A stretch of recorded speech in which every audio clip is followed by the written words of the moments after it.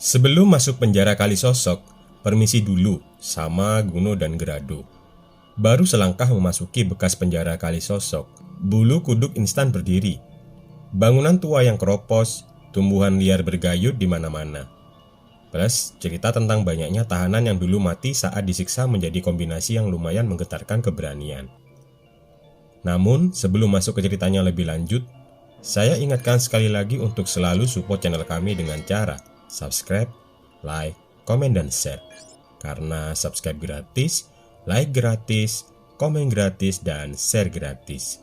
Jangan lupa klik tombol lonceng juga ya, supaya tidak tertinggal notifikasi terbaru dari kami. Rombongan yang terdiri atas penggiat sejarah dan staf kelurahan Krembengan mendatangi bangunan yang ada sejak zaman company itu pada siang hari. Namun tetap saja, hawa tak enak menerpa. Bangunan cagar budaya bukannya tak terjamah manusia, namun areanya memang cukup luas, yakni 3,5 hektar. Sebagian digunakan untuk beraktivitas, sebagian lagi dibiarkan begitu saja. Saat menuju kawasan utama, pandangan mata dipaksakan untuk melihat ke bawah agar dapat memilih jalan yang aman, sebab jalur dipenuhi semak belukar dan padatnya vegetasi.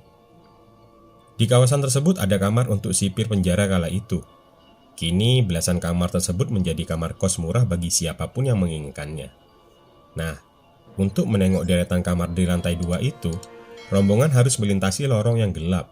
Saking gelapnya dibutuhkan bantuan cahaya dari sinar senter telepon genggam. Di ujung lorong ada anak tangga. Lurah Krembengan Selatan, Sudirman, sempat menaiki beberapa anak tangga sebelum akhirnya bergegas turun. Ada yang berdiri di belakangku, tinggi besar. Aku turun aja.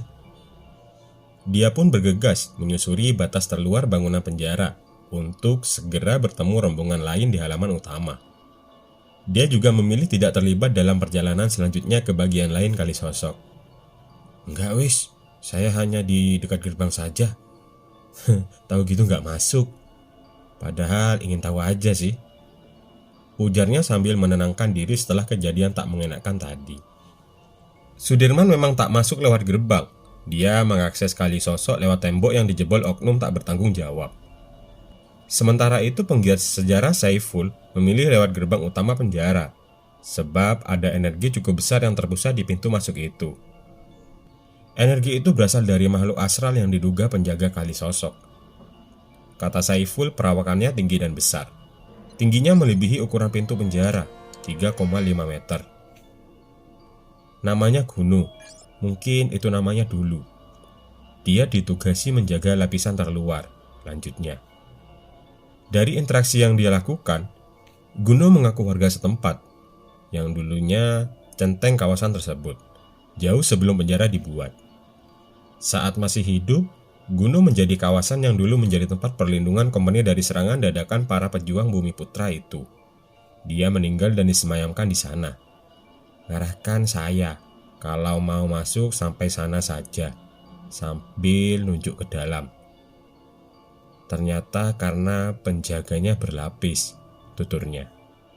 Menurut Guno, para makhluk gaib yang ada di situ merasa terusik dengan kedatangan rombongan. Sebab tidak pernah ada yang menjamah kawasan tersebut dengan jumlah besar selama 23 tahun terakhir. Namun Saiful meyakinkan bahwa kunjungan itu tidak untuk mengganggu. Rombongan lantas menuju ke sel blok A yang punya 2 sumur berair. Konon para napi yang terluka karena siksaan lalu mandi di sumur itu langsung berangsur pulih. Di situ, di dekat sumur, ada penjaga juga, orang tua. Bisa disebut panglima di kawasan sumur tersebut. Namanya Grado. Tapi ada yang lebih tua dan kuat lagi, ungkapnya. Perawakannya tinggi, tampilannya rapi, berjenggot putih dan menggunakan udeng. Ya, berdiri di dekat sumur, gak lama hilang, lalu mantau lagi. Itu yang ditunjuk oleh centeng di depan tadi. Lanjut Saiful. Setelah mengunjungi blok A, rombongan bergerak menuju blok B. Di kawasan itu, energi yang dirasakan Saiful termasuk kuat. Bahkan dia mengaku sedang diawasi Grado yang tak jauh dari rombongan. Dia kasih isyarat untuk tidak masuk lebih dalam lagi. ujarnya sambil menunjukkan bulu halus di tangannya yang mendadak berdiri. Menurut Saiful, semua kawasan tertentu memiliki energi dari makhluk astral, termasuk kawasan penjaga Kali Sosok. Berbagai arwah yang menjadi tumbal dan meninggal tak wajar pun berseliweran. Bagi dia itu wajar, sebab hal yang gaib tersebut merupakan sebuah keniscayaan.